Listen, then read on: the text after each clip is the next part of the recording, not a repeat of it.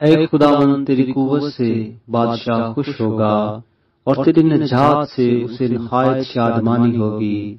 تو نے اس کے دل کی آرزو پوری کی ہے اور اس کے منہ کی درخواست کو نامنظور نہیں کیا، کیونکہ تو اسے عمدہ برق میں بخشنے میں پیش قدمی کرتا اور خالص ہونے کا تاج اس کے سر پر رکھتا ہے۔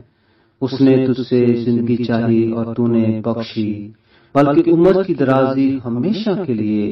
تیری نجات کے سبب سے اس کی شوکت عظیم ہے، تو اسے حشمت و جلال سے آراستہ کرتا ہے، کہ تو ہمیشہ کے لیے اسے برکتوں سے مالا مال کرتا ہے اور اپنے حضور اسے خوش و خرم رکھتا ہے، کیونکہ بادشاہ کا توکل خداوند پر ہے اور حق تعالیٰ کی شفقت کی بدولت اسے ہرگز جنبش نہ ہوگی۔ تیرا ہاتھ تیرے سب دشمنوں کو ڈھونڈ نکالے گا، تیرا دہنا ہاتھ تجھ سے کینہ رکھنے والوں کا پتہ لگا لے گا۔ تو اپنے قہر کے وقت ان کو جلتے تنور کی مانند کر دے گا۔ خداوند اپنے غضب میں ان کو نگل جائے گا اور آگ ان کو کھا جائے گی۔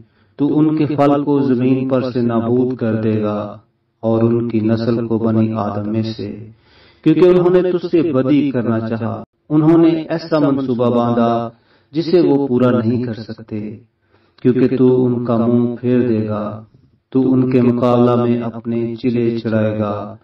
اے خداوند، تو اپنی ہی قوت میں سربلند ہو اور ہم گا کر تیری قدرت کی ستائش کریں گے۔